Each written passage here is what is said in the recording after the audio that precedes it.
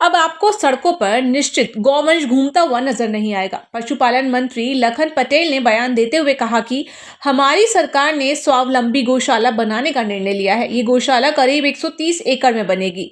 ये एक मॉडल है जिसमें क्षमता के अनुसार 5,000 से लेकर 25,000 तक गायों को रखने का इंतजाम होगा। प्रथम चरण में 19 जगहों पर अलॉटमेंट किया जा रहा है। इसके बाद आगे भी ये प्रक्रिया जारी रहेगी। मंत्री लखन पटेल ने बताया कि हमारी कोशिश है कि सड़कों पर गोवंश नहीं दिखाई दे और इसके लिए हमें एक जन आंदोलन तैयार करने की जरूरत है। सरकार के साथ जनता की भागीदारी भी अत्यंत आवश्यक है। आमतौर पर लोग गाय पालते हैं और जब तक वह गाय दूध देती है तब तक उसे घर में रखते हैं, उसके बाद उसे खुला छोड़ देते हैं। ऐसा नहीं होना चाहिए। इसे लेकर जन जागरूकता अभियान भी चलाया जाएगा। आज गोवर्धन पूजन का यहाँ सफल आयोजन किया गया।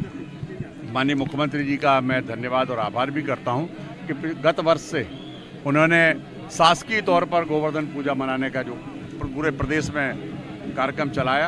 आज मैं देख रहा हूँ मेरे क्षेत्र में और प्रदेश में छोटी से छोटी गौशाला पर भी गोवर्धन पूजा का आयोजन किया जा रहा है। जैसा हम जानते हैं परंपरागत रूप से हजारों वर्षों से चला आ रहा है, लेकिन उसको सरकारी तरह से मनाना और उसको जन जन तक पहुँचाना, ये मुख्यमंत्री जी की नवाचार की सोच है। उनके लिए मैं बहुत बहुत आभार करता हूँ। आप सबके माध्यम से पूरे प्रदेश की जनता के लिए दीपावली और गोवर्धन की पूजा की बहुत बहुत शुभकामनाएं, बधाई देता हूं। आपने कहा कि सड़क पर गोवंश न दिखे, इसका प्रयास किया जाएगा, इसको लेकर आप क्या कहना? बिल्कुल, निश्चित रूप से मैंने पहले भी कहा है और अभी भी मैं कह रहा हूं कि हम लोगों ने जो स्वावलंबी गौशाला योजना बनाई है वो निश्चित रूप से 130 एकड़, मतलब एक मॉडल बनाया हमने 130 एकड़ का, उसमें कम से कम 5,000 गौवंश हम रखेंगे।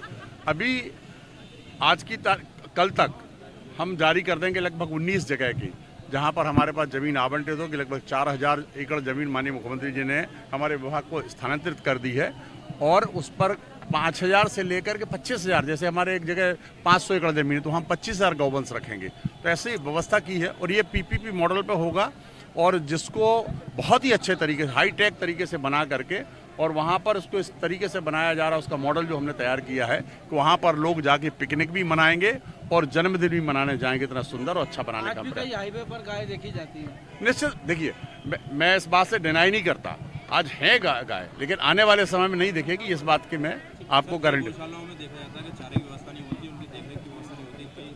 देखिए ऐसा है, आपको मैं बताना आपके माध्यम से जनता को भी कहना चाहता हूँ, जो गौ सेवक हैं या गौशाला चला रहे हैं उनको भी कहना चाहता हूँ। पहले 20 रुपये था, उसको बढ़ा करके माननीय मुख्यमंत्री ने 40 रुपये किया।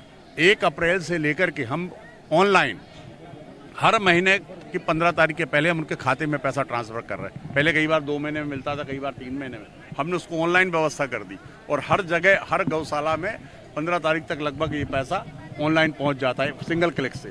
तो व्यवस्थाएं दुरुस्त कर रहे हैं।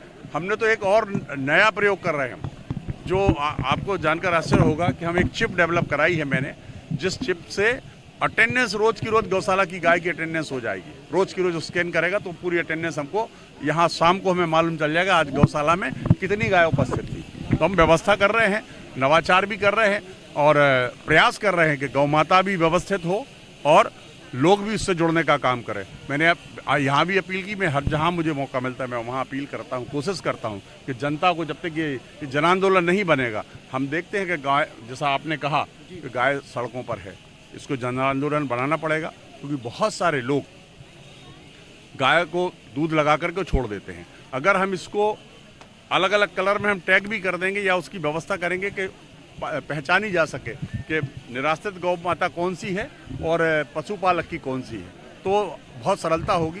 उसमें कुछ और काम करने की आवश्यकता है, हम निश्चित रूप से। एमएस टीवी के लिए हेमंत मालिक रिपोर्ट।